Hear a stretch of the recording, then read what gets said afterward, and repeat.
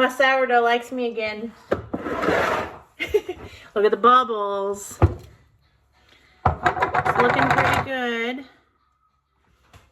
So I'm going to make some sourdough today, and I'm going to do a little bit of a different video than my short that I did, because I'm going to actually explain everything, because I felt like the short was very hard because I wanted to explain things in way more depth. Okay, so I have this recipe memorized. It's 300, 303.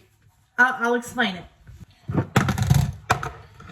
I've got my scale. I'm going to do 300 grams of active sourdough.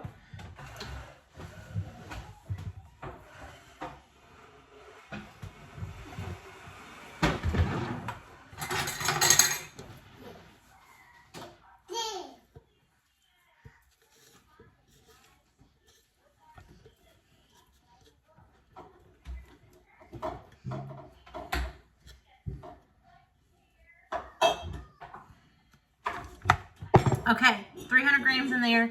But the thing with this is I don't have a whole lot still in my jar. But so long as you just have a little bit on the sides, you'll be able to still get your good culture and get it to rise again. Just a little bit that has the good bacteria, the good active stuff in it, you'll be fine. Okay, I have my sourdough starter in here, and it's active. I'm going to put, so I've got 300 grams in here. I'm going to put 300 grams of a room temperature water in here with it. Now the reason I do a warmer water is because it helps with the rise. So if I were to do a cold water, of course that's going to, quit picking your nose. If I do a cold water, it's going to take longer for it to rise, because rising is encouraged with heat. You see a lot of people that try to keep their starter or their dough when it's rising in a warm place. So I don't put cold water on this.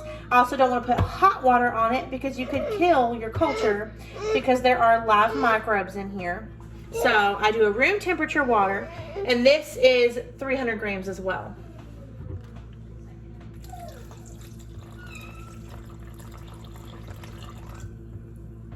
Or 315, it's okay. Okay, so now that I've got sourdough and water in here, I mix these up while they're the wet ingredients. And I don't have a fancy spoon that people use. It'll get there. It mixes up just fine. At this stage, if you wanted to add in, I've seen where folks will add honey here, you can. I do not. I'm going to be adding some chocolate chip inclusions into this bread. So I am not going to add anything other than my 300, 303. Do you want to help me? You want to help? This is 300 grams of sourdough and 300 grams of warmish water. It's come together really well. You can kind of see it sloshing around in there. Oh, you want to help? Stir it. Do it.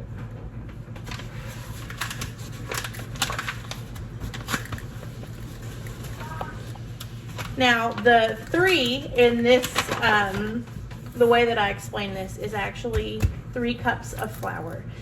I don't use bread flours, anything like that. I just use a typical all-purpose. This one's unbleached. I feel like that's at least a little bit better.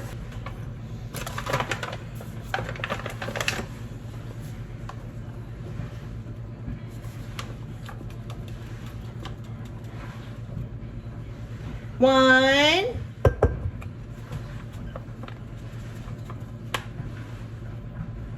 2,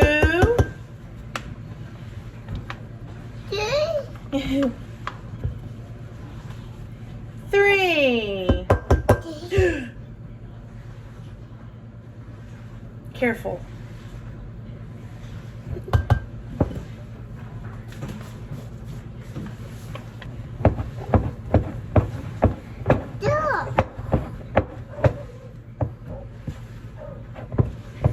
All right, this is my dough now. It's a little shaggy. It'll come together a little bit better by itself here in a moment. I'm gonna let it rest for 30 minutes. Okay, my dough has been resting for a bit. I just like to let it rest for a time to make sure that it has a moment to really come together. And you'll see what I mean here in just a second. It is stretchy in a way that it would not have been a moment ago, or it's been a little bit more than a moment, but it was very shaggy before, and now it's more of a stretchy. So what I have here is a mug with warmish water in it, because again, the philosophy I have of warmer water being better for rise is my thinking here. So I do 4 stretch and folds. Now, stretch and folds are important because that helps your gluten develop. It also creates a better rise. I feel that it's so shaggy here that I just don't, it wouldn't be a great textured bread. So what I do is 4 stretch and folds. I do 1 every 30 minutes starting now.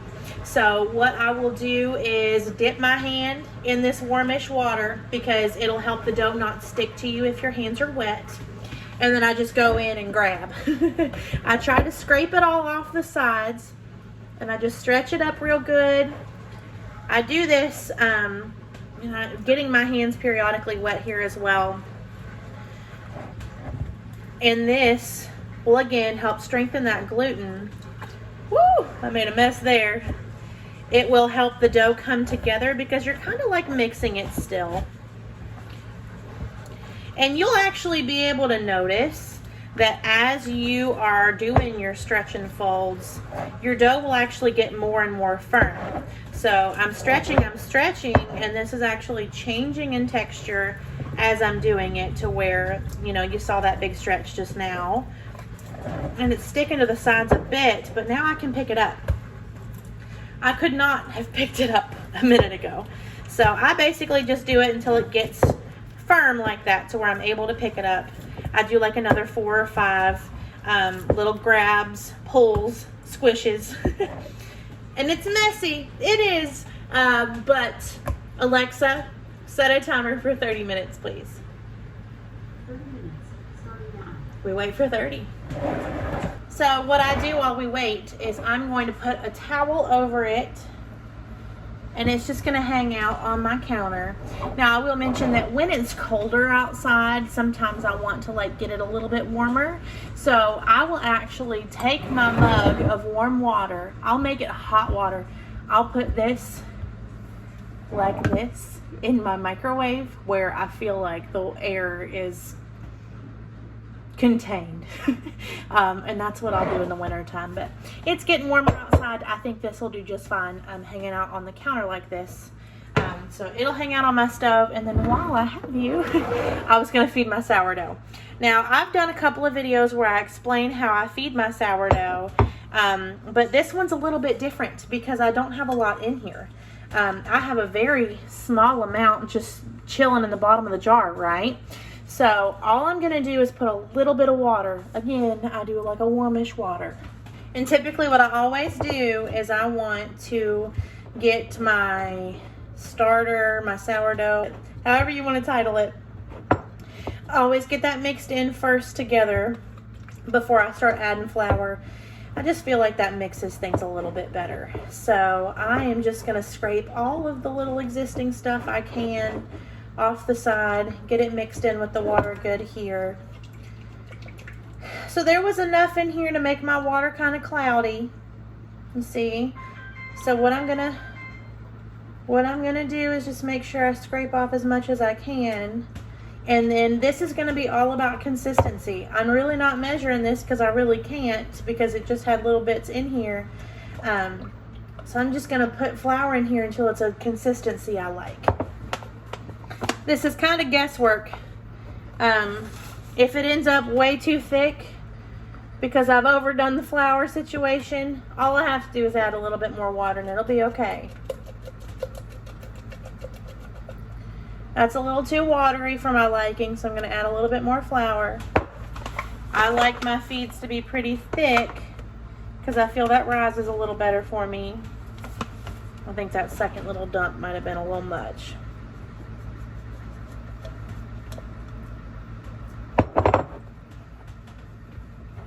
Okay, this one's pretty dry, but I'm gonna leave it. if you got in here and got to worrying about this, if you had it this dry, you can just add more water. It's okay. But I'm going to let it go because I think it's all right. I do like to try and get it to hang out on the bottom though. There we go. So basically, I just try to get everything down because I've seen a lot of people that will do rubber bands, markers, all kinds of stuff to mark where their edge is. But I just try to get a true edge on the bottom of the jar. I try to get it all on the bottom so that I can see where it was. See? And then you'll know. The only time I've ever done like a true mark to see if it was rising was whenever it was new and I was worried about it a lot. But I've been doing this for a couple years now. So if I were to guess, it's going to rise all the way up to here and it'll be full of bubbles probably by tonight. So we'll see. Now this, take my spoon out. It can hang out over here on my mug. Put my lid on here. This hangs out on my counter all the time. I never put it in the fridge. It just lives on my counter. Okay, new mug. It's been 30 minutes.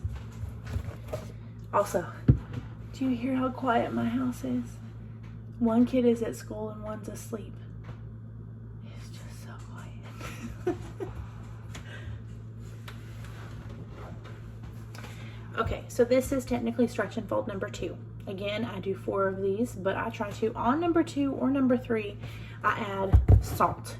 And I'll show you how I do that. So I've got my mug, which has newly warmed up water, my dough, and we'll see, a minute ago, it was very firm. Well, last time we did this, it was very firm, and I could pick it up. I can't pick it up now. Isn't that cool? So basically, I just grab the edges, pull them up, fold them in. And I am like actively trying to scrape the bits off the edge. And again, I dip my hand every time to try and keep it from sticking to me so much.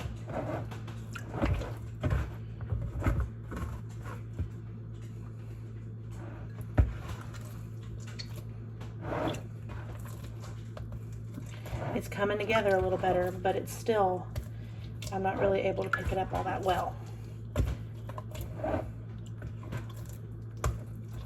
All right, pick it up. That's probably about a tablespoon of salt. But basically I just do it during my stretch and fold because that's gonna help it mix into the dough pretty well. So I'm doing some squishing on here just because of the salt. I try to, after I've added the salt, not squish anymore because now I'm gonna want the bubbles to form. So I've got my salt all mixed in here good. I'll try to get all the stuff off the edges.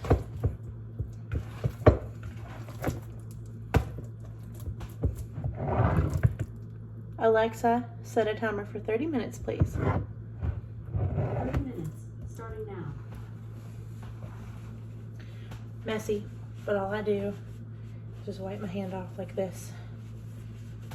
And it comes off really easy because my hands were wet, which is good. So, this hangs out on the counter, and then I do stretch and fold number 3 here in just a little bit. Okay, it's time for another stretch and fold.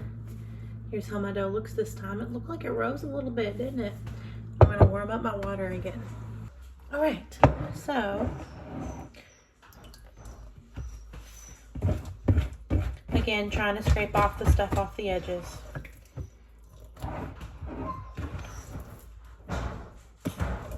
Very stretchy, but it's definitely coming together a little bit more. So every time I do this, it's a little bit more firm than the last time.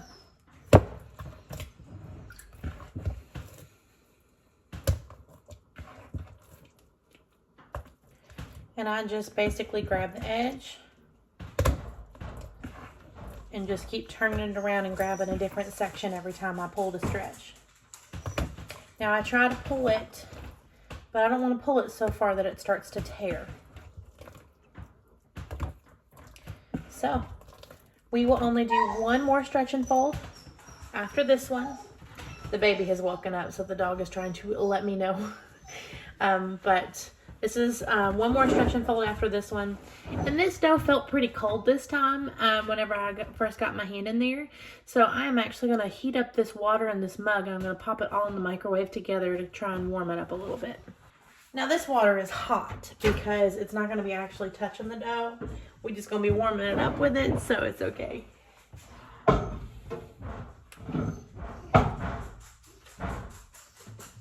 And what I'm doing here is just like I showed you, that I take this rag, this towel, I take this towel and I have it over the dough and over the mug so that they can get warm and cozy together.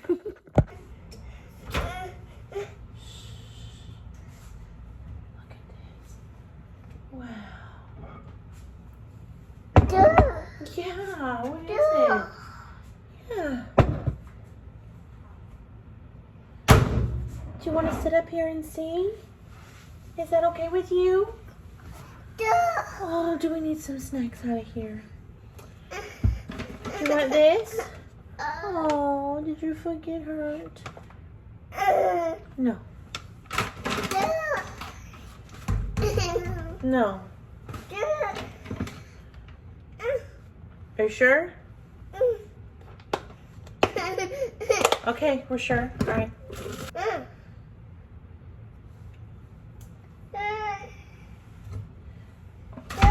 Oh, I see. I see.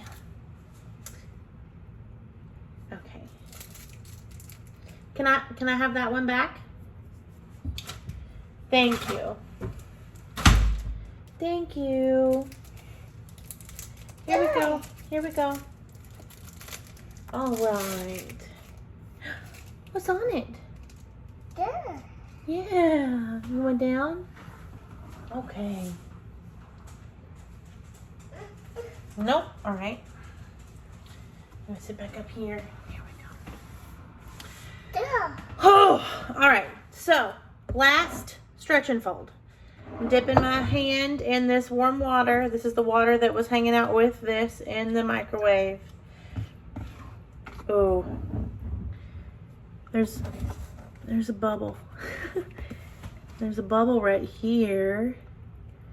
I think I popped it when I turned it. So it's bubbling and rising a little bit. And it's very stretchy again this time. Isn't that interesting? I love this stuff. So it's stretching really good. I can actually feel in my fingers, like I can feel little bubbles popping in there. I'm going to be pretty gentle with it this time. Just stretching a little. I'm definitely going to try to not forget what I'm doing because I really don't want to squish it this time. I'm just stretching it to try to strengthen the gluten. And this is actually a bit of a, it's like every time I make bread, it's just a little bit different. And this, I did a short video on YouTube. I did a YouTube short, and then I think I added it to my TikTok of making bread last week. And the bread last week was just vastly different than this one. It was very thick. And this one is not nearly as thick and dense. This one's very light and fluffy. So I've done my stretches and my folds here. So now, because that was my last stretch and fold, my intention, what is that? You're so cute. So this is going to hang out in my microwave with a hot mug, again, to encourage a rise and bubbles and all of that. And I think I'm going to try to leave it in there for 4 hours. So it is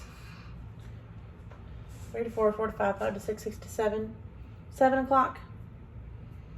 Yeah, is that cool with you? I might, 6 or 7 o'clock tonight is when I will pull this back out and do my inclusions and such.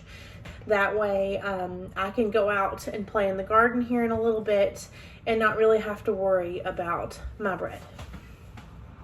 Good job.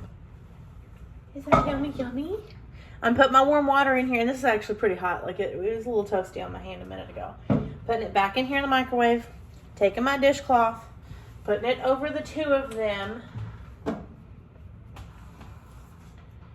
so that they stay nice and toasty.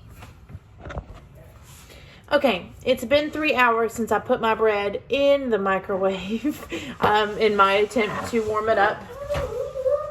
So, I already have my oven going because I am baking some chicken pot pie.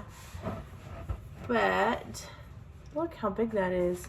I don't know if you remember this, but there was only half this much in here earlier. And it's a little wiggly. Look at those bubbles in there. You can kind of see them. Kind of.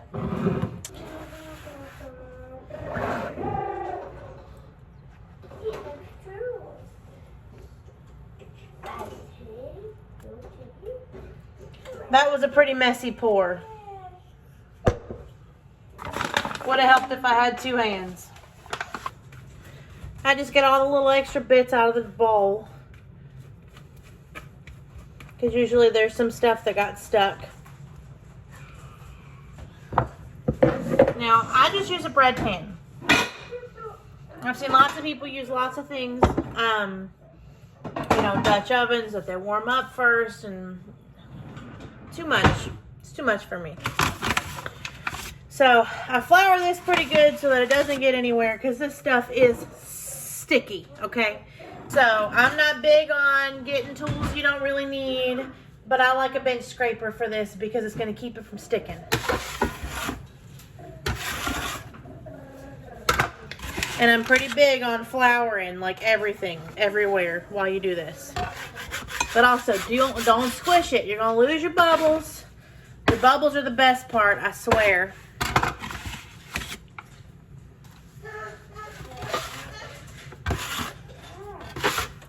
Now, all I do with this, after I've made sure all the edges, all the way around, the whole thing is floured, all I do is stretch. I don't squish. I just stretch it. And it's really, like, I could put all my finger marks in here. It's really soft stuff now.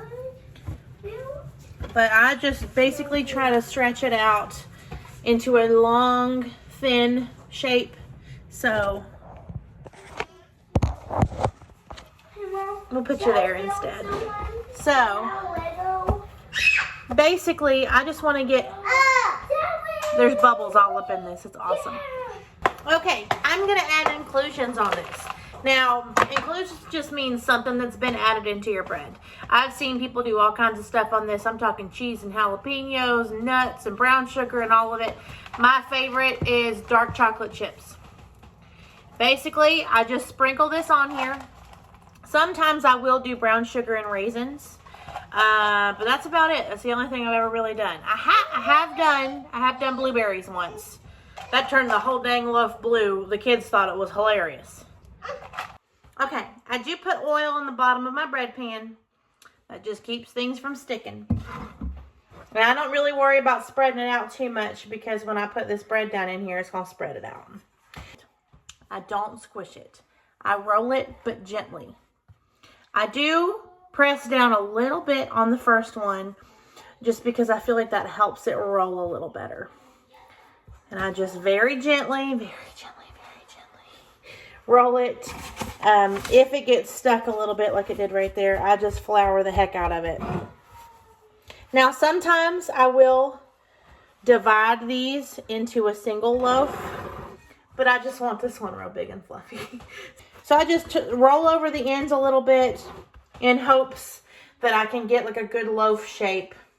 And then I use my bench scraper and pick this up the best I can.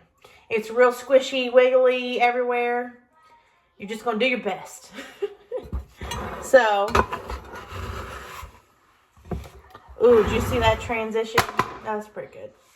So, I don't score this. I've seen people cut this with a lathe, I think. A little razor blade. And make the prettiest designs in them. But I don't do that. One day maybe in life I will do that. But for now, all I do is just pop it in the oven just like this. It's going to separate in a pretty cool way on its own. So I throw this in the oven for about 40 minutes at 350. That's also breaking a lot of sourdough rules because usually people will do like 400, I think. But there's just something about 350 where that's like the hottest I ever cooked. That's the temperature everything gets cooked in my house. I don't know why. So 350, 40 minutes. This bench scraper is dual purpose because it also really helps me clean off this counter.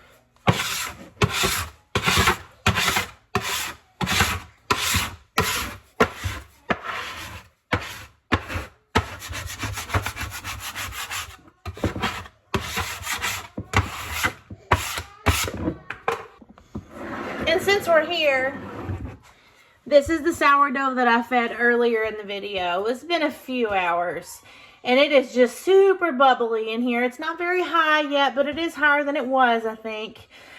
This will continue to rise all night, I wager.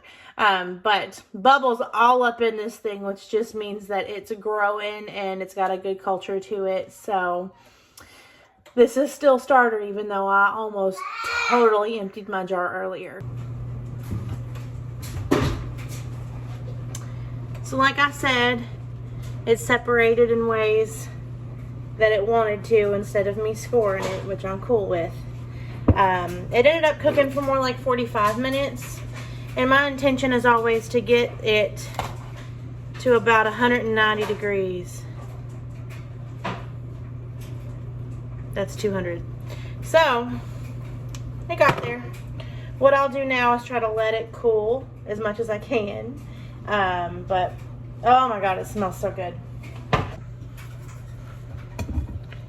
Did you see that come right out of there like it was nothing? Oil, man. So I'm gonna use a bread knife because that'll keep things from squishing. And this is still pretty warm inside, but you see it steaming. Oh, look at that, look at that. Gabe's like, wait, fresh bread? This will make the best freaking toast for the rest of the week. This will make me so happy. But that's, oh, okay, all right, all right.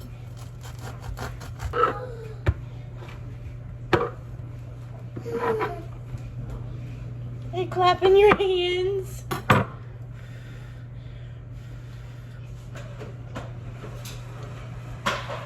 That'll do.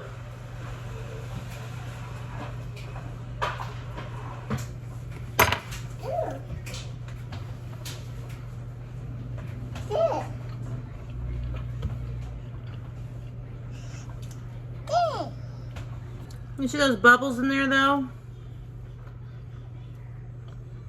Look at those bubbles. Like this one's real cool. It was a bubble that traveled. Like, how cool is that?